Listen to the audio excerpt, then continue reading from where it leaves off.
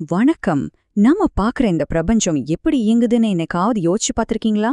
இன்னைக்கு ஒரு ஆழமான தத்துவ பார்வையில நம்ம யதார்த்தத்தோட மூலம் எதுன்னு தேடப் போறோம்.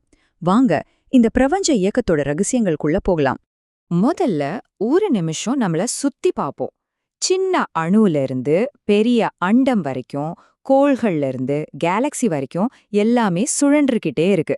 நம்ம பூமி சுத்துது, சூரியன் சுத்துது, ஏன் நம்ம பால்வழி மண்டலமே ஒரு பெரிய சுழற்சியில தான் இருக்கு. இது ஏதோ தற்செயலா நடக்கல. ஆனா இந்த பிரபஞ்சளாவிய சுழற்சிக்கு காரணம் என்ன? ஏன் எதுவுமே சும்மா அசையாம இருக்க மாட்டேங்குது? இந்த மர்மத்தோட முடிச்ச அவிழ்க்கணும்னா நாம பொருளோட மூலத்துக்கே போகணும்.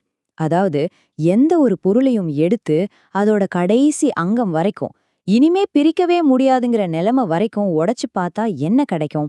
அங்கதான் நமக்கான பதில் காத்துக்கிட்டு இருக்கு. இந்த தத்துவத்தை விளக்குறவர் யதார்த்தத்தை அடுக்கடுக்கா பிரிச்சு பாக்குறாரு. முதல்ல திடமான நிலம், அது உருவாக காரணமான நீர், நீருக்கு காரணமான வெப்பம், வெப்பத்துக்கு காரணமான காத்து, கடைசியா காற்றுக்குமே மூலமா இருக்கிற இனி பிரிக்கவே முடியாத ஒரு நுண்துகள் வரைக்கும் போறாரு. ஆமாங்க, அந்த கடைசி துகள் தான் விண் அல்லது பரமாணு. இதுதான் நாம பாக்குற உணர்ற எல்லா பொருட்களோடவும் ஆதி மூலம். பிரபஞ்சத்தோட அடிப்படை பில்டிங் பிளாக் இதுதான்னு சொல்லலாம். ஆனா இந்த தேடல் இங்க முடியல. அந்த பரமாணு மட்டும் தனியா இல்ல, அதோட இருப்பு வேறொன்றையும் நமக்கு உணர்த்துது. அது என்னவா இருக்கும்? வாங்க பாக்கலாம். அப்போ இப்ப நம்மகிட்ட ரெண்டு அடிப்படை உண்மைகள் இருக்கு. ஒரு பக்கம் எந்த அசைவும் இல்லாத, எல்லையே இல்லாத சுத்தவெளி, இதுதான் மூலம், அதாவது இருப்பு நிலை.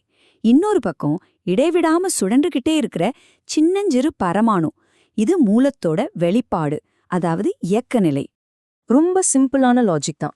இந்த ரெண்டுல ஒன்னு இன்னொன்னுல இருந்து தான் வந்திருக்கணும் இல்லையா?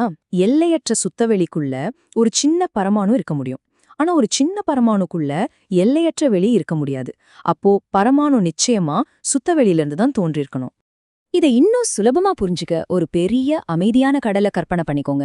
அந்த கடலோட உள்ளார்ந்த அழுத்தத்தினாலேயே அதோட பரப்புல ஒரு சின்ன சுழல் உருவாகுது.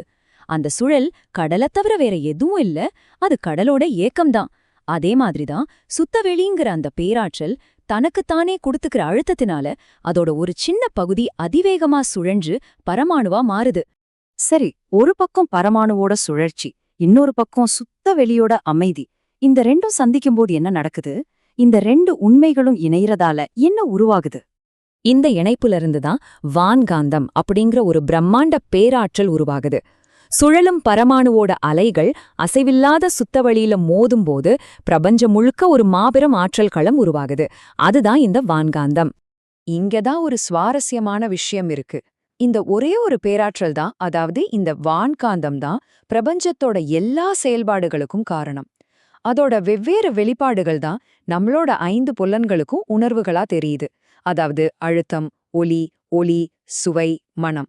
இது எல்லாமே அந்த ஒரே சக்தியோட வெவ்வேறு வடிவங்கள் தான்.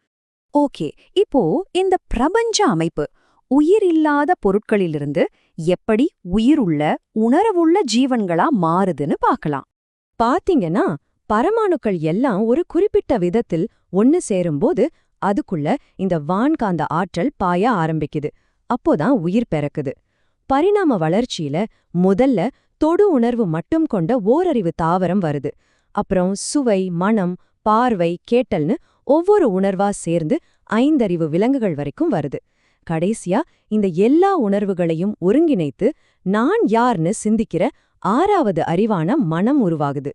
அந்த 6 அறிவு கொண்ட ஜீவன்தான் நாம, அதாவது மனிதன். இந்த இடத்துல தான் நம்மளோட இந்த பயணம் அதோட மிக ஆழமான, மிக முக்கியமான ஒரு கட்டத்துக்கு வருது.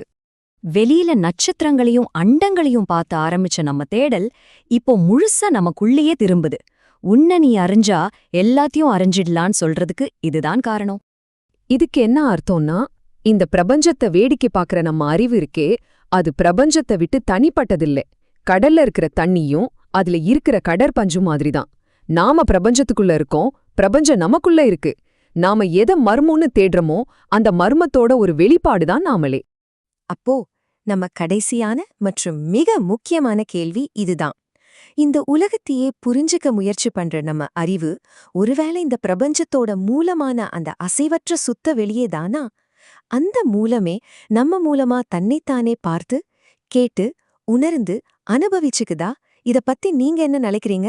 கொஞ்சம் யோசிச்சு பாருங்க.